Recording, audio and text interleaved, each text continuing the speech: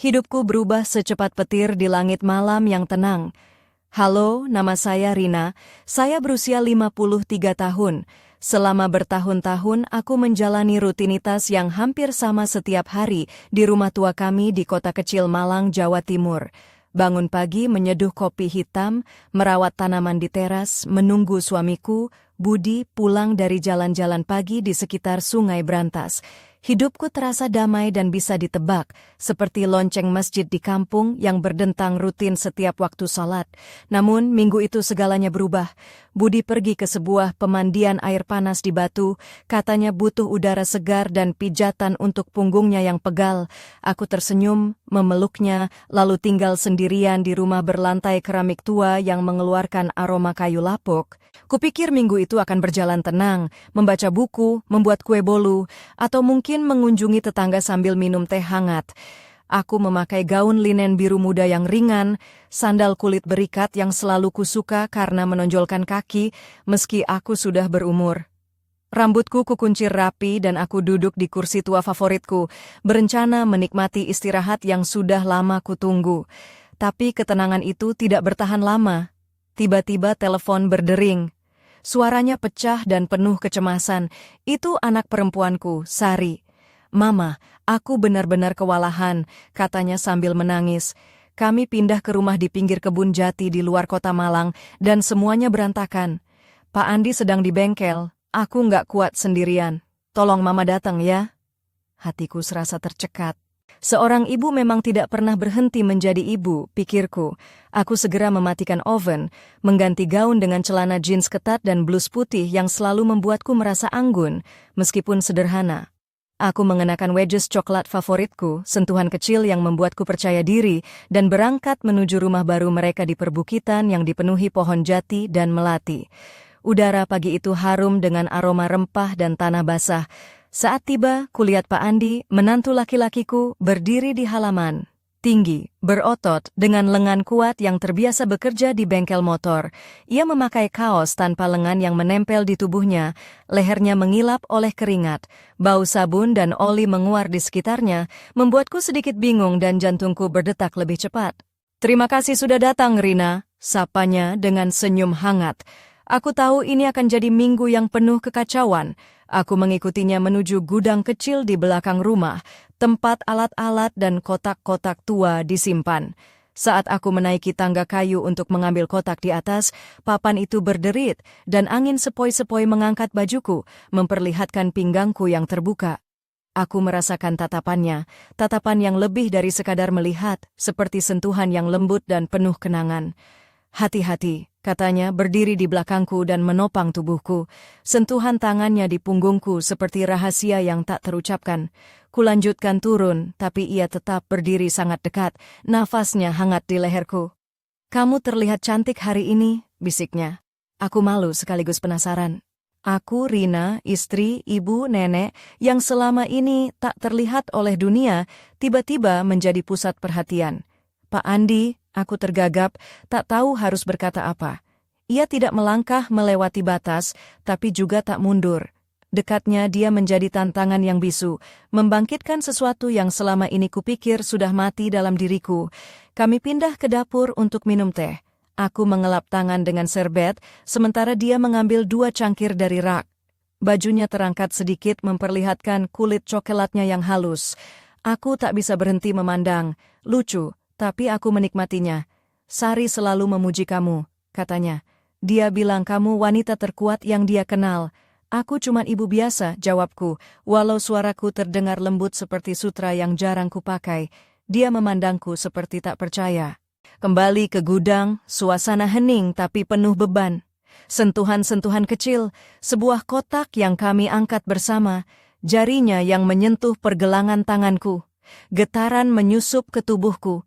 Bukan nafsu terlarang, tapi kebangkitan. Setelah selesai, ia mengantarku ke pintu. "Terima kasih, Rina. Sungguh." Ada sesuatu di matanya, tulus dan dalam. Aku merasa rentan sekaligus kuat. Saat naik mobil, tangan kami bersentuhan, sentuhan kecil tapi penuh listrik, membakar dan menghidupkan kembali masa muda.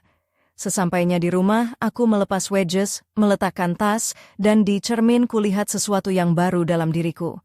Bukan riasan atau gaya rambut, tapi kehidupan yang mulai berdenyut lagi. Aku tak tahu ini awal dari apa, tapi aku tahu aku tak bisa mundur lagi. Malam itu aku hampir tidak tidur, mata terpejam tapi bayangan matanya tetap menari di kepala. Sentuhan tangannya di pergelangan tanganku, nafasnya di dekat leherku. Berulang kali ku sebut namaku sendiri untuk menenangkan diri. Rina, kamu ibu yang setia, istri yang bertanggung jawab, nenek yang lembut.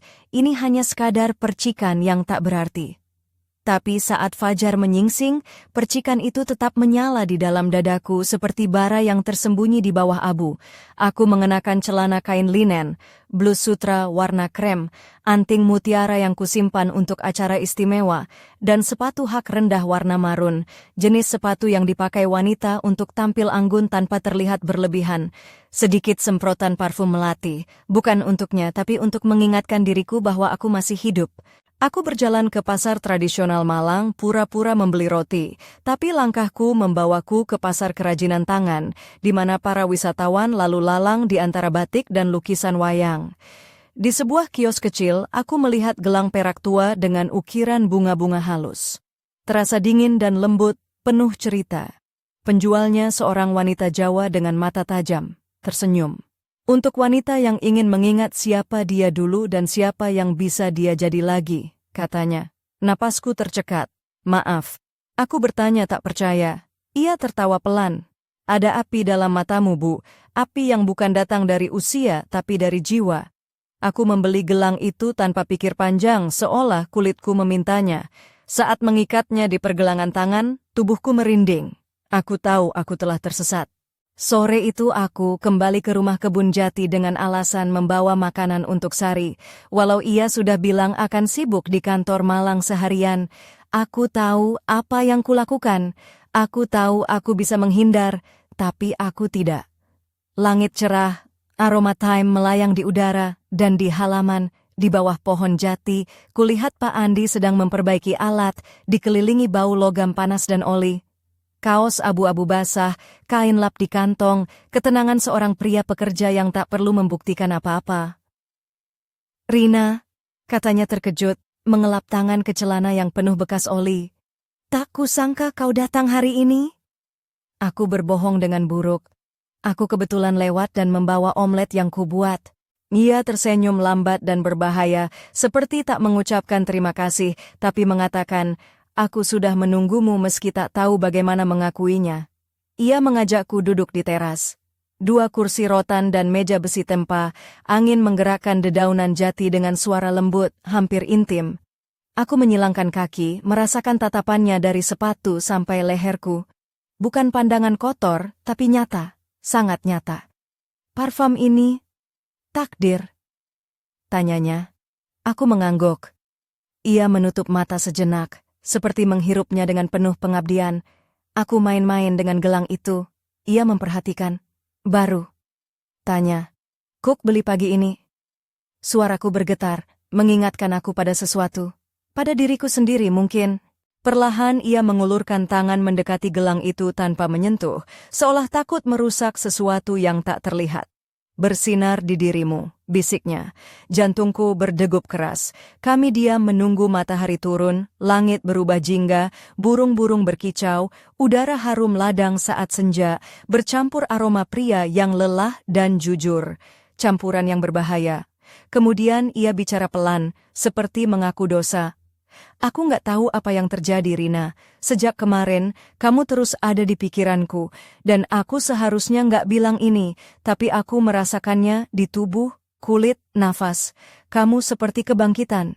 Aku menatap tangan kuatnya yang ternoda oli, maskulin, mampu. Terbayang tangan Budi, lembut tapi lelah, gemetar karena usia. Rasa bersalah menyergapku, bersama sesuatu yang tak ingin kusebut. Pak Andi, ini gila, bisikku. Ia melangkah mendekat, tapi tak menyentuh, hanya satu tarikan napas di antara kami. Kalau kau tak merasakan apa-apa, katakan, aku akan mundur. Itu pukulan telak, tepat dan tak terhindarkan. Aku bisa saja berbohong, tapi diamku lebih berisik dari kata-kata. Matanya menyala, tapi ia mundur seperti pria yang takut pada dirinya sendiri. Aku tak akan melakukan apapun yang menyakitimu, tapi jangan minta aku pura-pura tak melihatmu. Aku berdiri, dada naik turun cepat. Aku harus pergi, aku berhasil berbisik, berlari ke mobil tanpa menoleh. Tapi sebelum mesin menyala, kulihat dia di kaca jendela, bersandar di pintu, kepala tertunduk, tinju terkepal.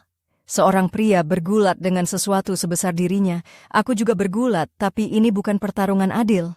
Ketika kulitku terbakar di tempat dia bahkan tak menyentuhku, aku mengemudi pulang dengan tangan gemetar, masuk rumah melepas sepatu, bersandar ke dinding, menutup mata.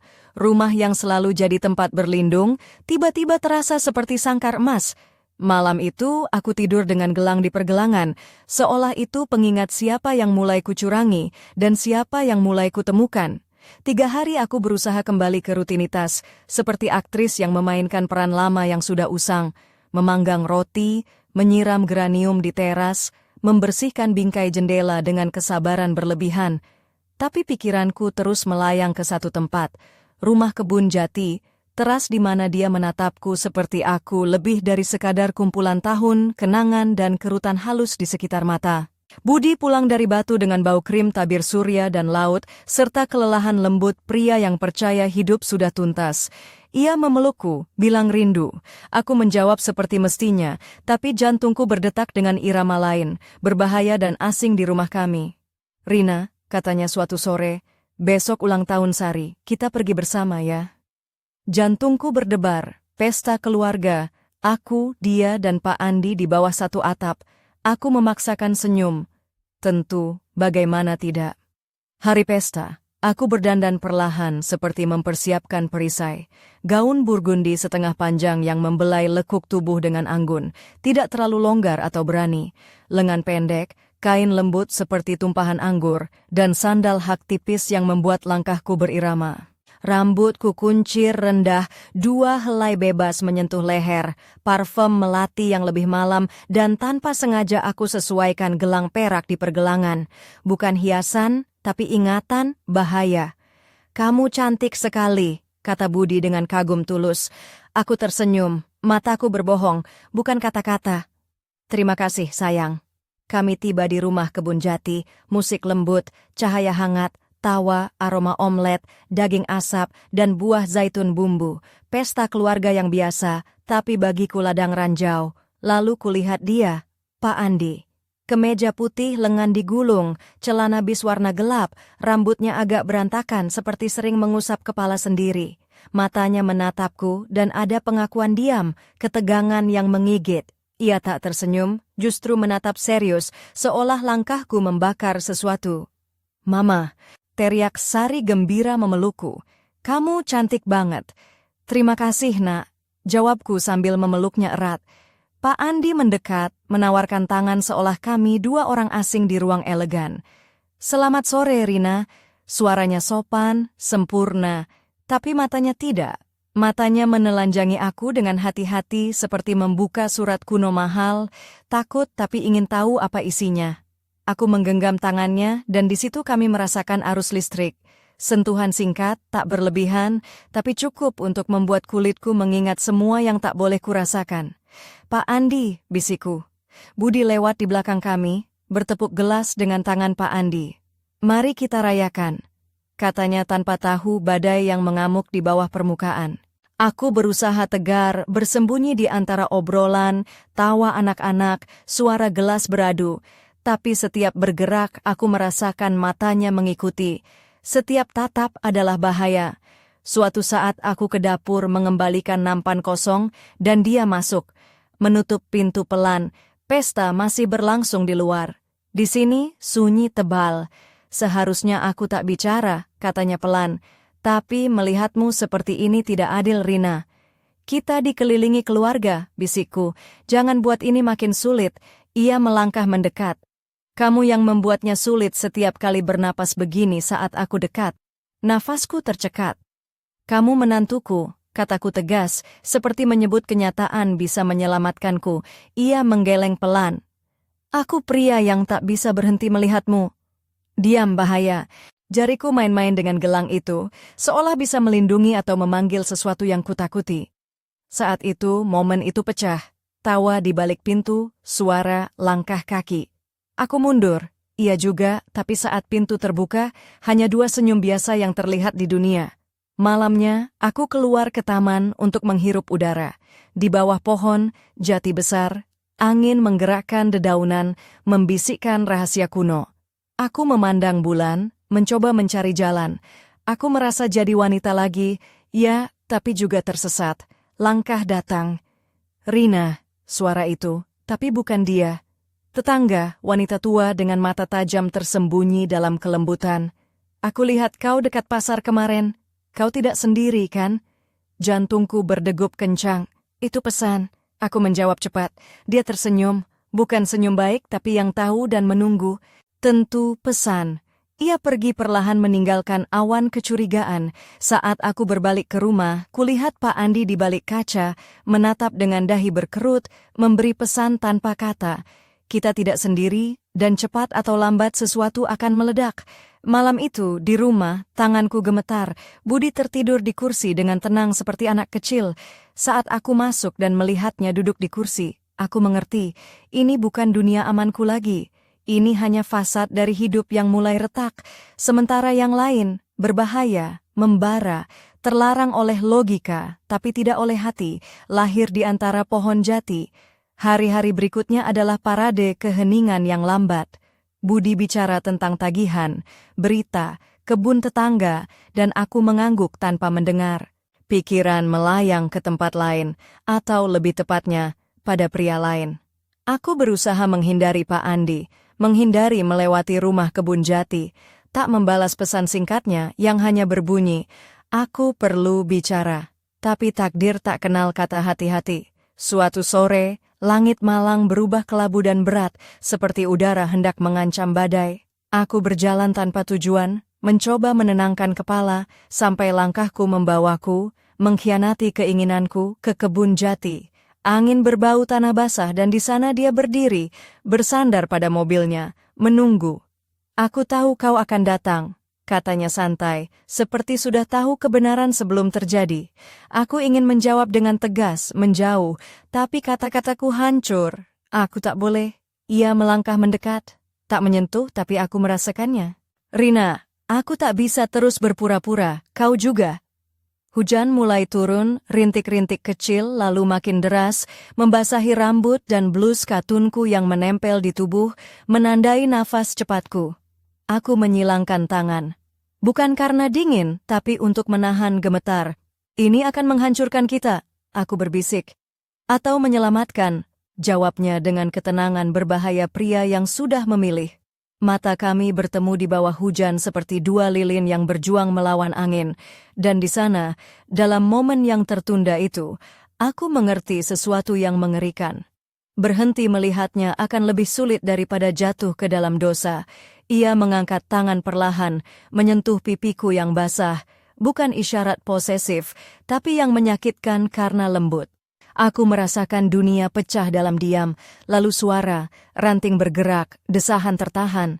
Aku menoleh di antara pohon jati, sosok dengan payung merah, tetangga yang sama dari pesta. Matanya bulat seperti piring, mulut terbuka kaget atau marah, aku tak tahu mana yang lebih buruk. "Ya Tuhan," bisiknya lalu berbalik cepat hampir terjatuh saat pergi. Darahku membeku. Pak Andi menggertakkan rahang. "Aku tahu, ada yang mengawasi kita." "Tidak," aku gemetar. "Wanita itu bisa bicara, bisa menghancurkan segalanya." Ia memegang bahuku dengan tegas, bukan kuat, hanya hadir. "Aku tak akan biarkan siapapun menyakitimu, keluargamu, atau nama baikmu. Tapi aku tak memikirkan namaku. Aku memikirkan retakan yang terbuka, kebenaran yang sudah punya kaki dan bisa berlari, langit menggelegar dengan petir. Aku menjauh darinya seperti merobek sebagian dari diriku sendiri. "Jangan cari aku berbisik. "Tidak, ini makin rumit," jawabnya lembut. Suaranya lebih berbahaya dari sentuhan. Aku berbalik dan berlari di bawah hujan, gelang berdentang di pergelangan seperti jam yang menghitung mundur. Aku tak menangis, hujan yang menangis untukku. Di rumah, Budi bertanya, kenapa aku basah kuyup? Aku bilang terkejut oleh badai. Tapi yang paling mengerikan, saat menutup mata malam itu, aku tak memikirkan tetangga, bahkan bahaya. Aku memikirkan jarinya yang basah di kulitku, dan aku tahu aku tak mengendalikan apapun lagi. Tetangga tak muncul keesokan harinya, tak menelepon, tapi keheningan lebih kejam dari kata apapun. Aku hidup dalam perasaan bahwa setiap ketukan pintu bisa jadi tuduhan, setiap telepon, vonis. Budi, tak tahu pertarungan yang tak terlihat, membuatkan kopi seperti biasa.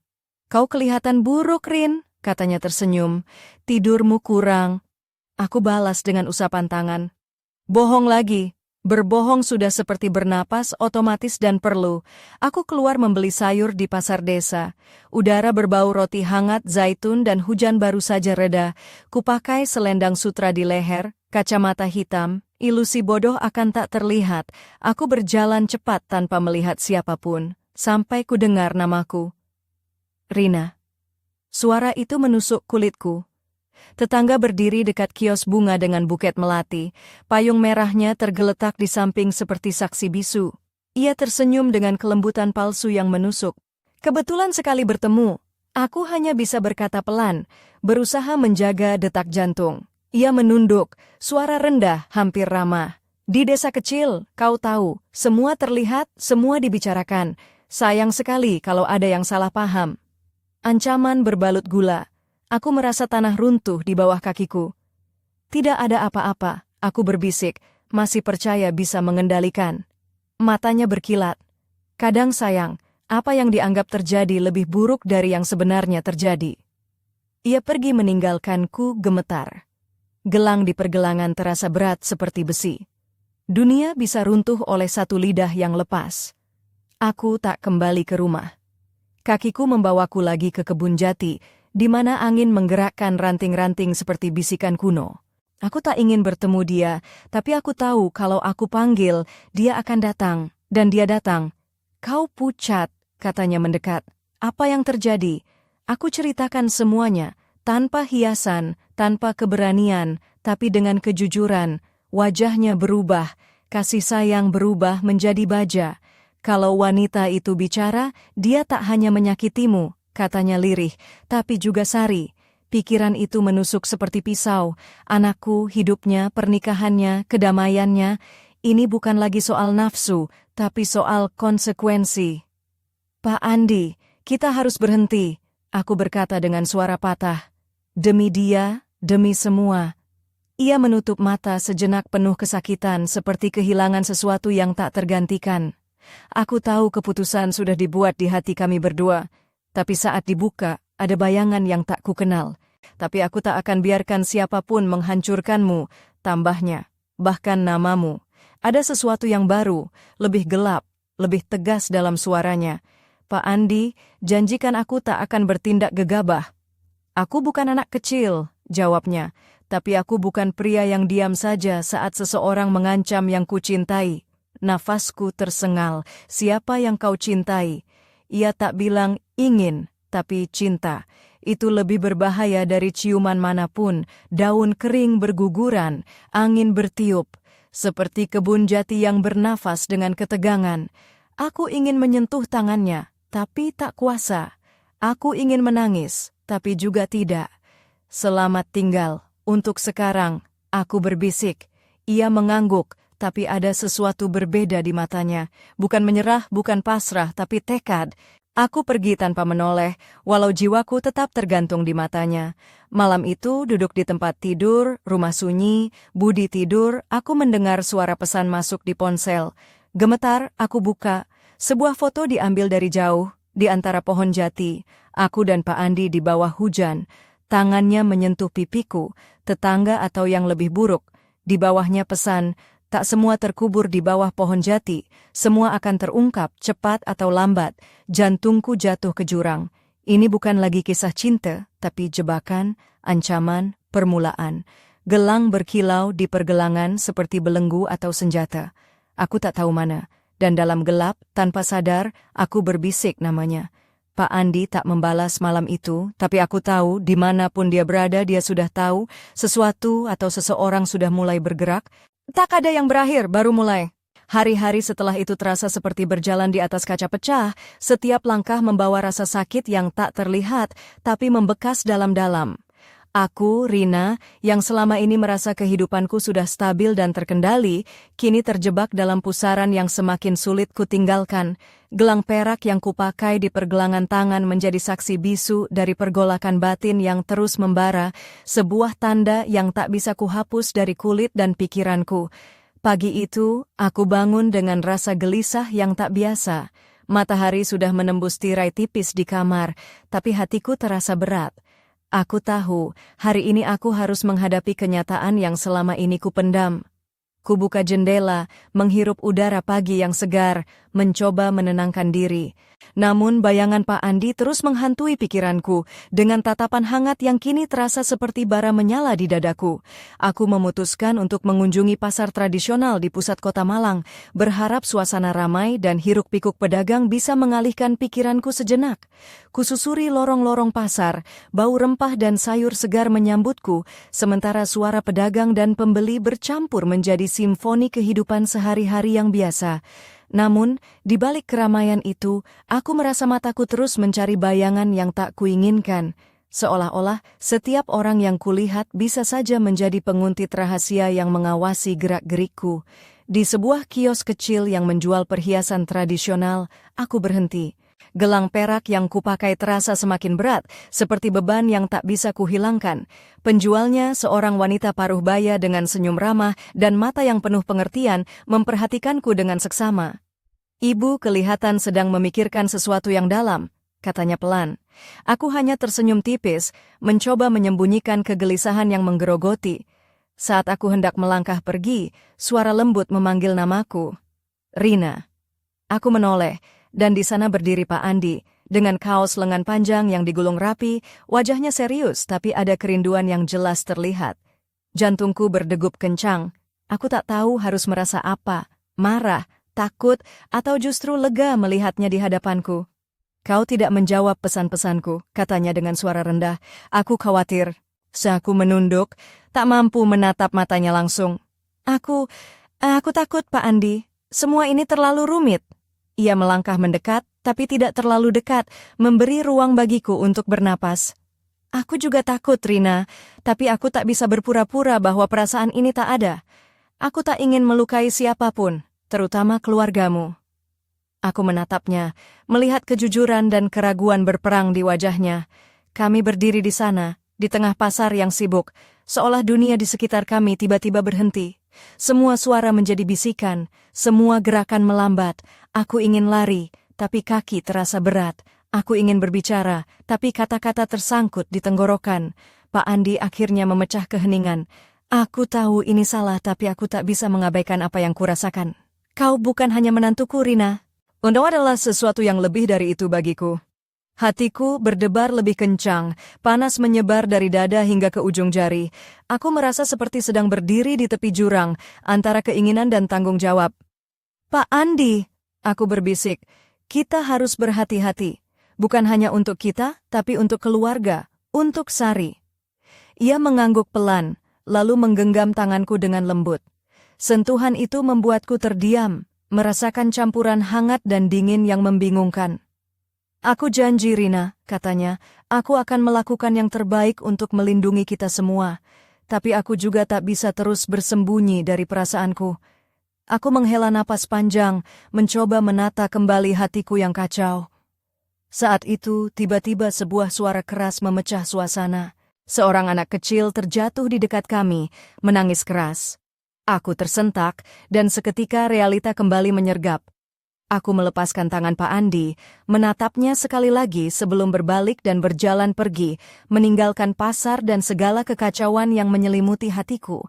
Dalam perjalanan pulang, aku terus memikirkan apa yang baru saja terjadi. Apakah aku benar-benar siap menghadapi badai yang akan datang? Ataukah aku hanya berlari dari kenyataan yang tak bisa kuhindari? Sampai di rumah, aku duduk di teras sambil memegang gelang perak di pergelangan tangan. Kilauannya seolah memanggil, mengingatkan aku bahwa hidupku tak akan pernah sama lagi. Aku tahu, keputusan yang kuambil hari ini akan mengubah segalanya. tapi aku juga tahu aku tak bisa menghindar lebih lama lagi. Dan di balik semua itu aku merasa ada sesuatu yang lebih besar sedang menanti untuk terungkap. Sesuatu yang akan mengguncang bukan hanya hidupku, tapi juga keluarga dan rahasia yang kami sembunyikan selama ini. Malam itu, aku terjaga di kamar yang remang, hanya diterangi oleh kilauan bulan yang menembus jendela. Hatiku penuh dengan pertanyaan yang tak kunjung berhenti berputar. Apa arti semua ini? Bagaimana aku bisa berdamai dengan perasaan yang membingungkan ini? Aku, Rina, seorang ibu dan istri yang selama ini menjalani hidup sederhana di kota Malang, kini terjebak dalam pusaran rasa yang tak pernah kupikirkan sebelumnya. Segalanya terasa seperti mimpi yang sulit dibedakan dari kenyataan. Keesokan harinya, aku memutuskan untuk bertemu dengan Sari, anak perempuanku. Aku tahu dia sedang berjuang menyesuaikan diri dengan kehidupan baru mereka di rumah kebun jati yang sederhana, tapi penuh kenangan. Aku ingin menjadi pendengar yang baik, sekaligus mencari kekuatan dari dirinya. Saat aku tiba, Sari menyambut dengan pelukan hangat, tapi matanya merah dan penuh kecemasan. "Mama, aku merasa semuanya berantakan," katanya. "Pak Andi sibuk di bengkel, aku merasa sendirian mengurus semuanya. Kadang aku takut aku nggak cukup kuat." Aku menggenggam tangannya, mencoba menenangkannya. "Kau kuat, Nak. Kita semua mengalami masa sulit, tapi kita akan lalui bersama." Namun, di balik kata-kataku, aku tahu aku juga sedang berjuang dengan badai yang sama. Setelah berbincang lama, aku memutuskan untuk membantu membersihkan dan merapikan rumah itu. Setiap sudut menyimpan cerita, dan bau kayu jati tua mengingatkanku pada masa lalu yang lebih sederhana. Saat aku sedang membersihkan gudang alat, aku menemukan sebuah kotak kayu tua berdebu. Rasa penasaran membawaku membuka kotak itu, dan di dalamnya aku menemukan foto-foto lama keluarga Sari dan Pak Andi, serta surat-surat yang tampak usang. Aku membaca salah satu surat itu, dan jantungku berdebar kencang. Ada pesan tersembunyi di balik kata-katanya, sebuah rahasia yang tampaknya sudah lama disembunyikan. Aku merasa seperti menemukan pintu menuju dunia yang selama ini tak kuerti. Apakah ini alasan mengapa hubungan mereka begitu rumit? Apakah ada sesuatu yang lebih dalam dari yang terlihat? Ketika aku sedang tenggelam dalam pikiran, Pak Andi masuk ke dalam gudang. Wajahnya serius namun penuh kehangatan. "Rina, kau menemukan itu?" tanyanya pelan. Aku mengangguk, menyerahkan surat itu padanya. Ia mengambilnya dengan hati-hati, lalu menatapku dalam. "Ada banyak yang belum kau tahu, tapi aku berjanji aku akan memberitahumu semuanya saat waktunya tiba." Aku merasa ada beban yang harus kami pikul bersama, sebuah rahasia keluarga yang mengancam untuk menghancurkan semuanya jika terbuka di waktu yang salah. Namun, di balik ketegangan itu, aku juga melihat harapan, sebuah kesempatan untuk memperbaiki apa yang pernah rusak, untuk memulai kembali dari titik yang baru. Hari-hari berlalu dengan cepat, dan aku mulai merasakan perubahan dalam diriku. Gelang perak di pergelangan tanganku tidak hanya menjadi simbol kebangkitan, tapi juga pengingat akan tanggung jawab dan pilihan yang harus aku buat. Aku tahu, aku tak bisa terus bersembunyi di balik peran sebagai ibu dan istri yang setia. Aku harus menghadapi kenyataan, menghadapi perasaanku sendiri, dan mencari jalan keluar dari kekacauan ini. Suatu sore, aku menerima pesan dari seseorang yang tak kuharapkan. Sebuah nomor asing dengan kata-kata singkat, "Aku tahu apa yang kau sembunyikan." Hati-hati, Rina. Jantungku hampir berhenti.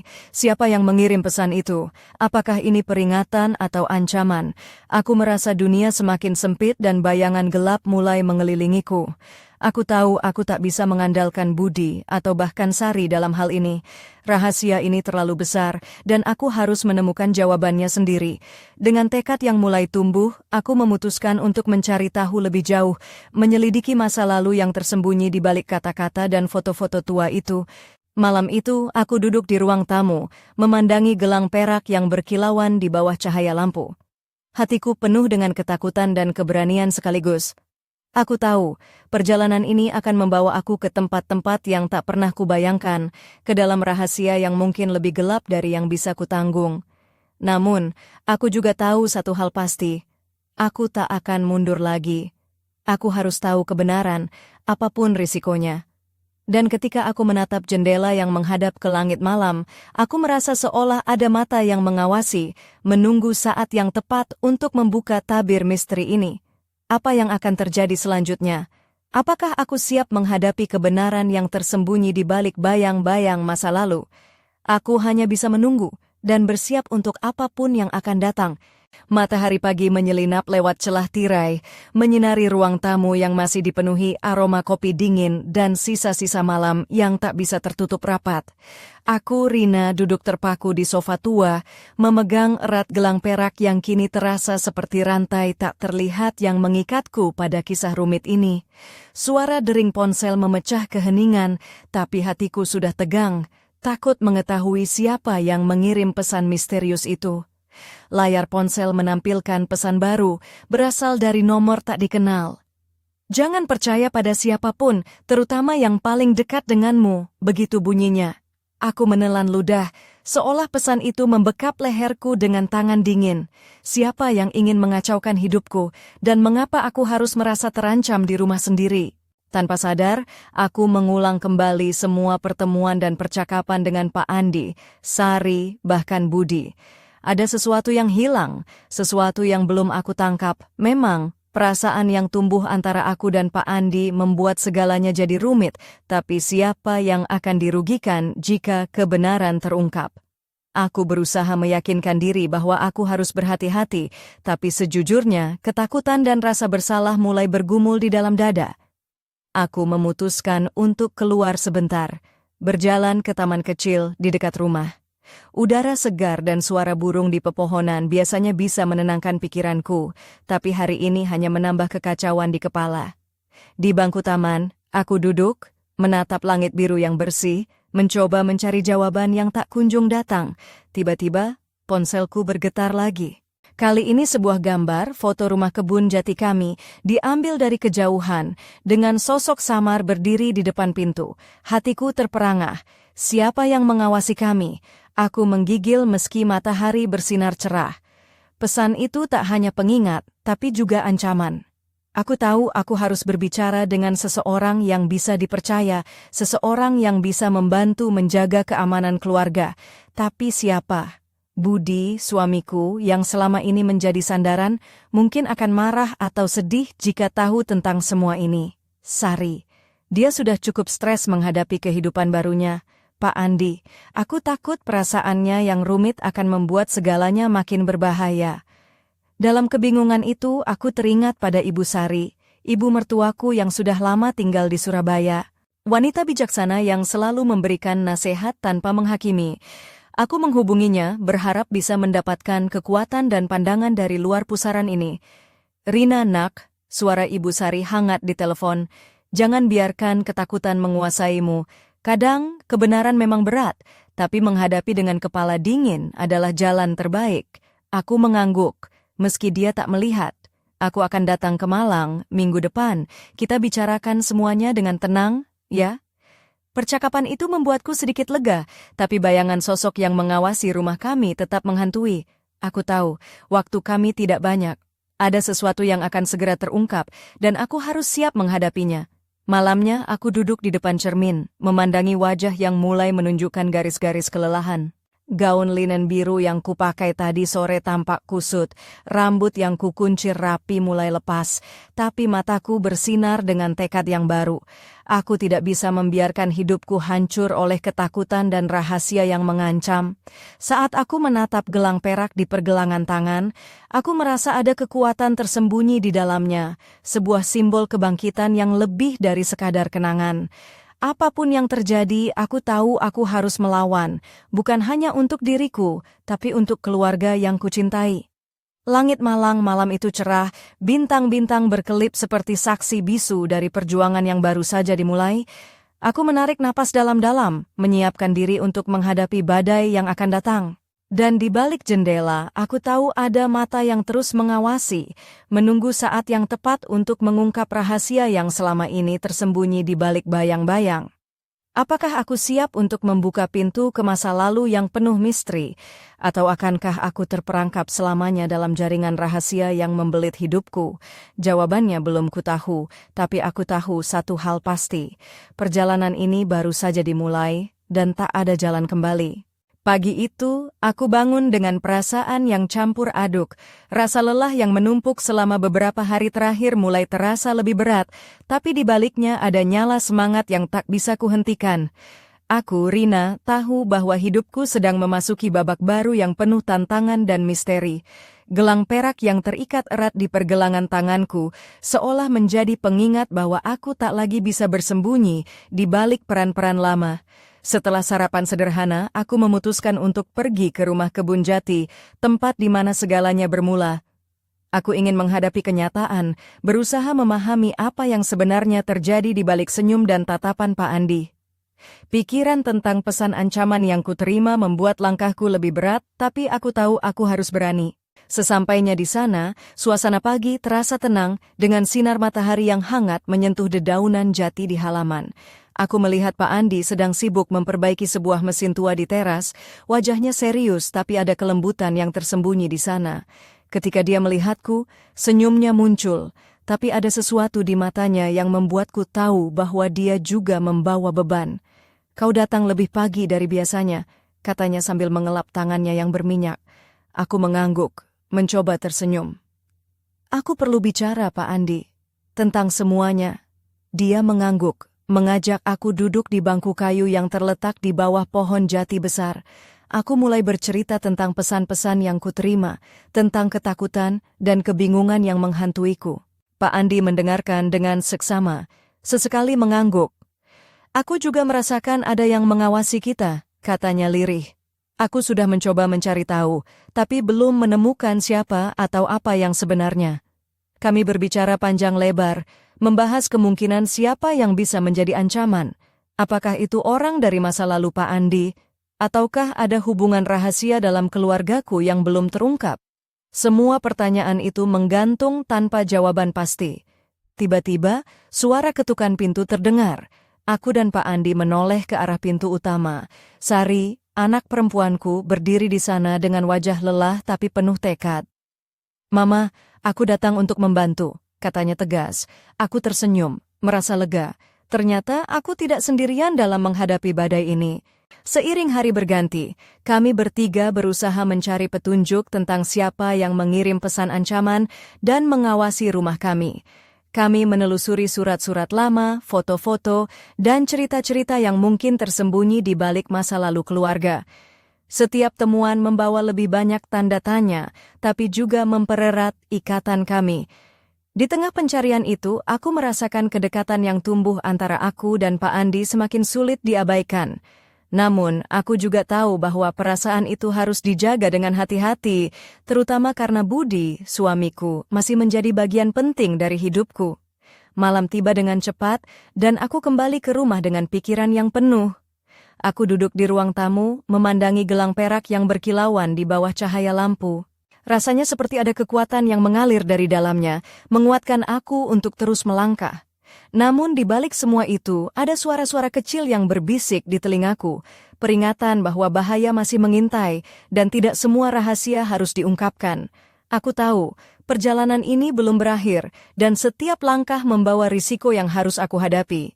Ketika aku menutup mata, aku masih bisa merasakan sentuhan lembut Pak Andi di pergelangan tanganku, mengingatkan aku bahwa aku tidak sendiri. Tapi aku juga sadar bahwa jalan di depan penuh dengan pilihan sulit dan konsekuensi yang tak terduga. Apakah aku siap untuk menghadapi apa yang akan datang? Ataukah aku akan terjebak dalam jaring rahasia yang tak bisa kutembus? Malam itu, aku berjanji pada diriku sendiri untuk tetap kuat, apapun yang terjadi. Di luar sana, malam malang terasa sunyi, tapi aku tahu, badai yang lebih besar sedang menunggu di balik kegelapan. Dan aku harus siap menghadapinya, dengan hati dan jiwa yang tak pernah menyerah. Aku tak pernah menyangka bahwa sebuah pertemuan sederhana bisa mengubah seluruh dunia yang selama ini ku kenal. Aku, Rina, yang selama ini merasa hidupku berjalan di jalur yang aman dan teratur, kini terjebak dalam pusaran emosi dan rahasia yang sulit kuterima. Setelah hari yang panjang di rumah kebun jati bersama Pak Andi dan Sari, malam itu aku duduk sendiri di ruang tamu, mencoba meresapi semua yang terjadi. Mataku terpaku pada gelang perak yang berkilauan di pergelangan tangan. Gelang itu bukan hanya perhiasan biasa, ia menjadi simbol dari kebangkitan perasaanku yang tersembunyi selama bertahun-tahun. Namun, di balik keindahannya, gelang itu juga membawa beban berat, rahasia yang belum terungkap dan ancaman yang terus menghantui. Aku merasa jantungku berdetak lebih cepat setiap kali mengingat tatapan Pak Andi yang penuh kehangatan, tapi juga ketegangan. Perasaan yang tumbuh di antara kami bukan hanya tentang keinginan, tapi tentang sebuah kebangkitan yang mengusik hati dan akal sehatku. Aku seorang istri, ibu, dan nenek yang seharusnya menjaga kehormatan keluarga, tapi kini aku merasa terbakar oleh sesuatu yang tak bisa kuhentikan.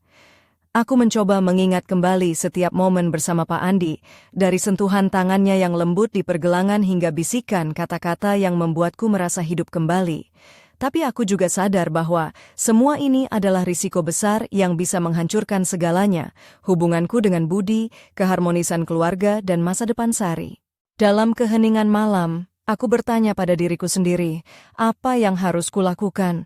Haruskah aku mengabaikan perasaan ini dan kembali ke rutinitas lama? Ataukah aku harus mengikuti naluriku, walau jalan itu penuh dengan ketidakpastian dan bahaya? Aku teringat kata-kata Ibu Sari, ibu mertuaku, yang menasihatiku untuk menghadapi kebenaran dengan kepala dingin. Tapi bagaimana aku bisa bersikap dingin ketika hatiku bergejolak seperti samudra yang tengah badai? Aku merasa terpecah antara kewajiban dan keinginan, antara kenyamanan dan risiko. Tiba-tiba, suara dering ponsel memecah kesunyian. Aku melihat layar, sebuah pesan masuk dari nomor asing yang selama ini membuatku waspada. Jangan biarkan perasaan menguasaimu, ada yang mengawasi lebih dekat dari yang kau kira. Kata-kata itu menusuk hatiku seperti pisau tajam. Siapa yang mengirim pesan ini? Apa maksudnya? Aku duduk terpaku, membiarkan rasa takut dan kebingungan menyelimuti. Namun, di balik itu semua, aku merasakan dorongan kuat untuk tidak menyerah. Aku harus melindungi keluargaku, aku harus mencari tahu siapa yang mengancam kami, tapi yang lebih sulit adalah menghadapi perasaan yang tumbuh dalam diriku sendiri. Aku teringat pada malam pertama setelah pertemuan kami di gudang alat, saat tangan Pak Andi menyentuh pergelangan tanganku dan segala sesuatu berubah. Aku tahu, aku tak bisa menolak apa yang telah terjadi, tapi aku juga tahu, aku harus berhati-hati agar tidak melukai orang-orang yang kucintai. Malam semakin larut, dan aku duduk termenung di depan jendela, menatap bintang-bintang yang bersinar redup di langit malang. Aku merasa seperti berada di persimpangan jalan yang sulit, di mana setiap pilihan membawa konsekuensi yang tak terduga. Apakah aku akan mampu melewati badai ini? Apakah aku akan menemukan jalan keluar dari labirin perasaan dan rahasia yang membelit hidupku? Satu hal yang pasti, aku tidak akan membiarkan dirinya atau keluargaku hancur tanpa perlawanan. Aku akan bertarung dengan segala kekuatan yang kumiliki, meskipun itu berarti harus menghadapi kegelapan dan ketidakpastian yang menanti di depan. Dengan tekad yang semakin menguat, aku menutup mata, membiarkan pikiran dan perasaan saling bertarung dalam diam. Ayo Teng, na esok adalah nosh baru, menan pertarungan ini baru saja dimulai. Aku harus siap karena hidupku tak akan pernah sama lagi. Aku tak pernah menyangka malam itu akan menjadi titik balik yang menggetarkan seluruh jiwaku. Aku, Rina, yang selama ini hidup dalam bayang-bayang rutinitas dan tanggung jawab keluarga, tiba-tiba terjerat dalam pusaran rahasia dan perasaan yang tak bisa kuhindari. Kali ini, semuanya berubah menjadi sesuatu yang jauh lebih gelap dan mendalam. Malam itu, setelah segala pembicaraan dan keraguan, aku memutuskan untuk kembali ke rumah kebun jati. Ada sesuatu yang harus aku hadapi, sesuatu yang tak bisa lagi kutunda. Aku mengenakan gaun krem yang lembut menyentuh kulitku, rambutku gelung rapi dengan beberapa helai tergerai, memberikan kesan anggun tapi tetap sederhana. Gelang perak di pergelangan tanganku berkilauan, seperti saksi bisu dari perjalanan batinku yang penuh gejolak. Saat aku tiba, suasana sunyi menyelimuti halaman. Angin malam menggerakkan dedaunan pohon jati dengan bisikan halus, menciptakan alunan nada yang hampir mistis. Aku melangkah pelan menuju pintu, tapi sebelum sempat mengetuk, suara langkah berat terdengar dari arah belakang. Aku menoleh, dan di sana berdiri Pak Andi, dengan wajah yang lebih serius dari biasanya, tatapan matanya penuh pergulatan. "Kau datang," katanya pelan, suara serak tapi tegas. Aku mengangguk, hati berdebar tak menentu. "Aku harus bicara, Rina. Ada hal yang belum kuberitahukan." Aku menarik napas dalam, mencoba menenangkan diri. "Apa itu?" tanyaku dengan suara gemetar.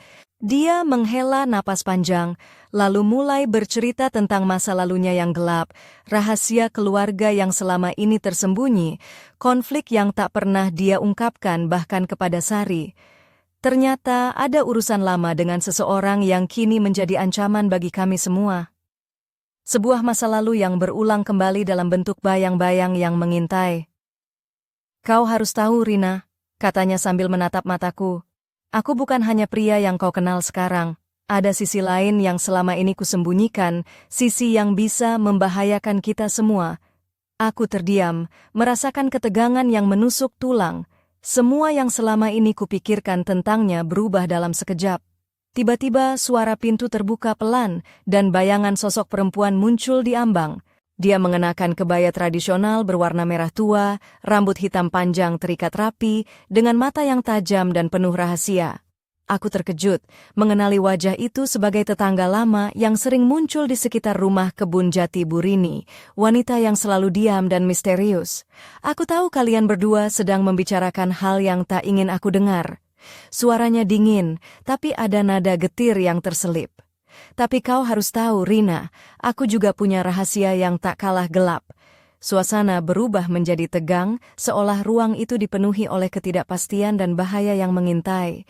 Pak Andi dan aku saling berpandangan, lalu aku menyadari bahwa malam ini bukan hanya tentang rahasia masa lalu, tapi tentang konflik yang jauh lebih besar dan berbahaya dari yang pernah kubayangkan. Aku merasa seperti terjebak dalam drama yang tak bisa kusebut nyata, di mana setiap kata dan langkah membawa risiko mematikan. Perempuan itu melangkah maju, menatapku dengan pandangan menusuk. "Kau harus berhati-hati, Rina. Ada kekuatan yang lebih besar sedang bermain di balik layar, dan kau sudah terlalu dalam terlibat." Hatiku berdegup kencang.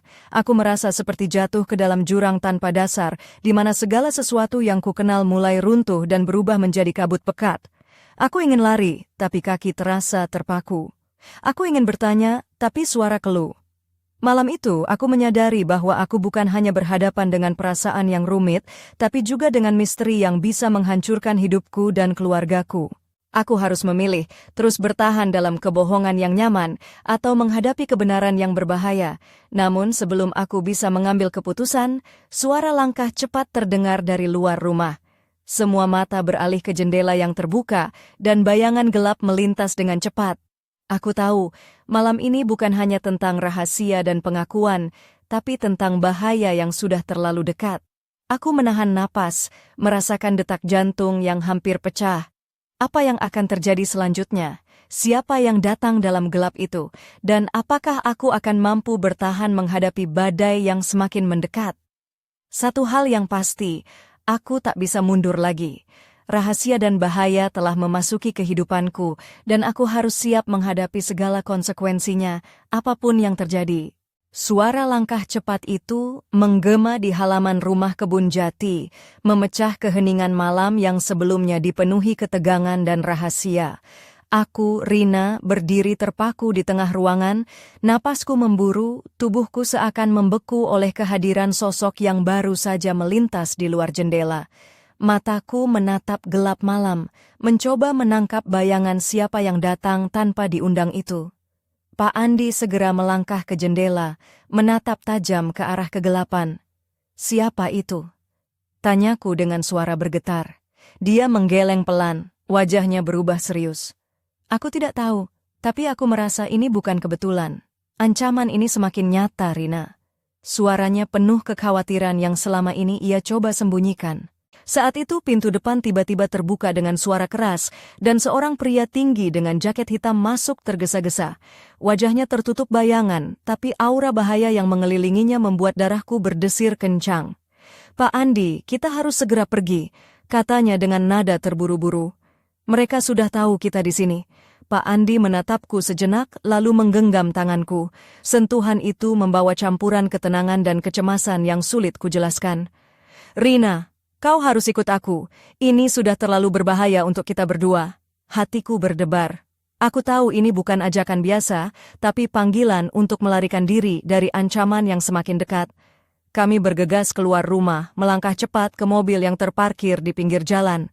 Suasana malam-malang tiba-tiba berubah menjadi medan perang sunyi, di mana setiap bayangan menjadi musuh dan setiap suara menjadi bahaya. Aku duduk di kursi penumpang, tangan tetap menggenggam erat tangan Pak Andi, merasa seolah kami berdua terikat oleh takdir yang tak bisa dielakkan.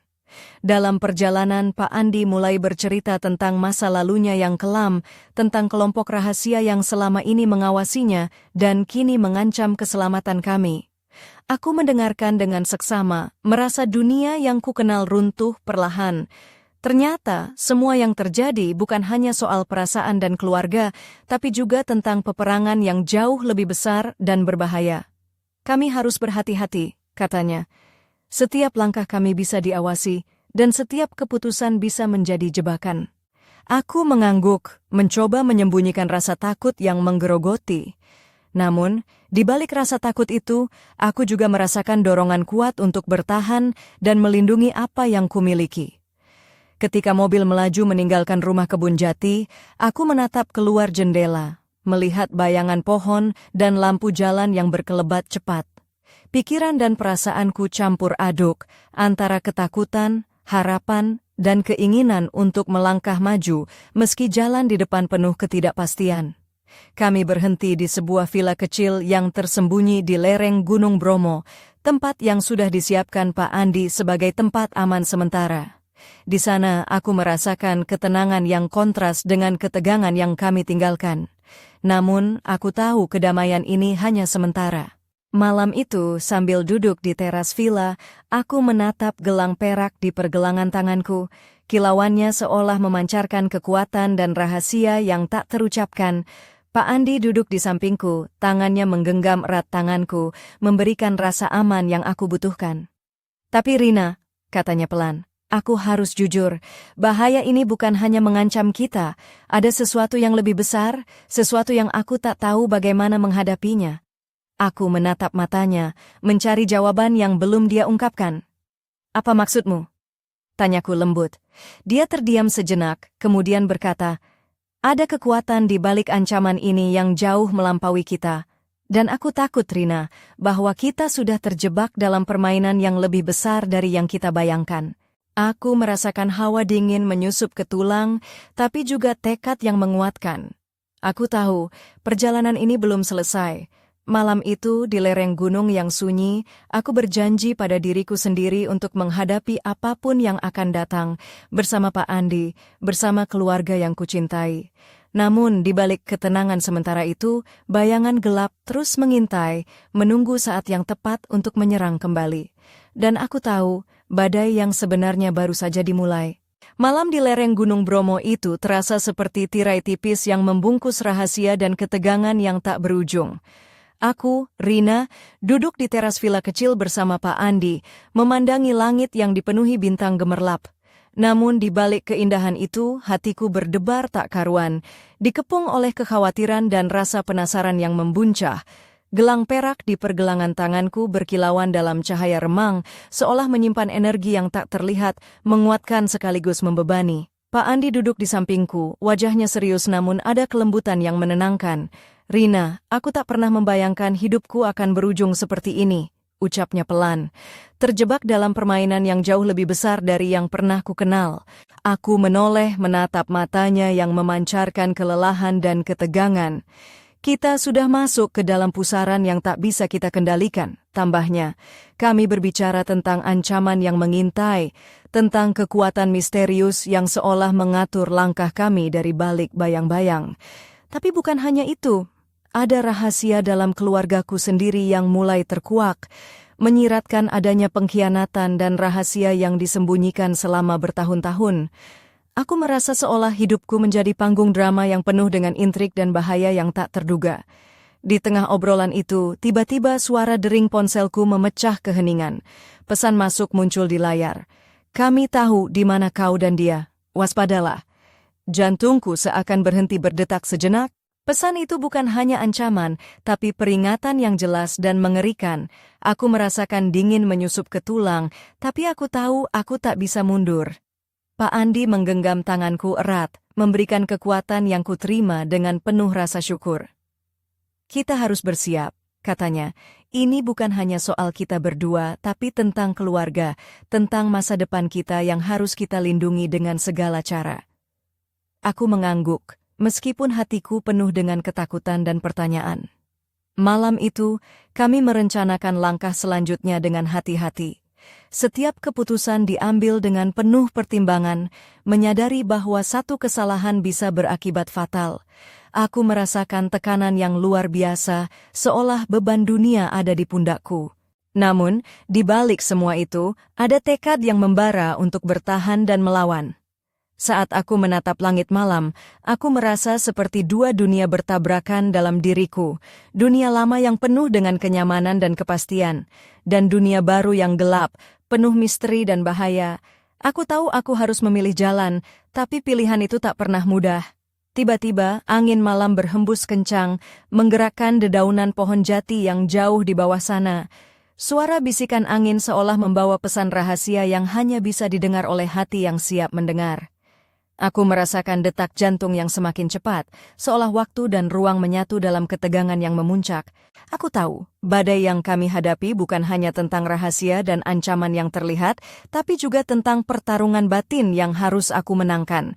Aku harus menjaga keseimbangan antara cinta dan kewajiban, antara keberanian dan kehati-hatian. Malam itu, di lereng gunung yang sunyi, aku merasakan diriku berubah. Dari seorang ibu biasa, menjadi wanita yang siap menghadapi segala risiko demi melindungi apa yang paling berharga. Gelang perak di pergelangan tanganku bukan lagi hanya perhiasan, tapi simbol kekuatan yang terlahir dari keberanian dan pengorbanan. Dan ketika aku menatap langit yang luas, aku tahu bahwa perjalanan ini belum berakhir. Malam itu adalah puncak ketegangan, tapi juga awal dari sebuah babak baru yang penuh dengan tantangan dan misteri yang menanti untuk dipecahkan. Aku siap menghadapi apapun yang akan datang, karena aku tahu tidak ada yang lebih kuat daripada hati seorang wanita yang berjuang demi cinta dan keluarganya.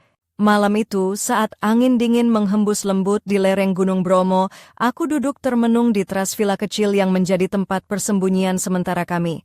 Aku, Rina, merasa seolah hidupku telah berubah total. Dari seorang istri dan ibu yang sederhana menjadi wanita yang terjebak dalam permainan rumit penuh rahasia, pengkhianatan dan cinta yang tak terduga.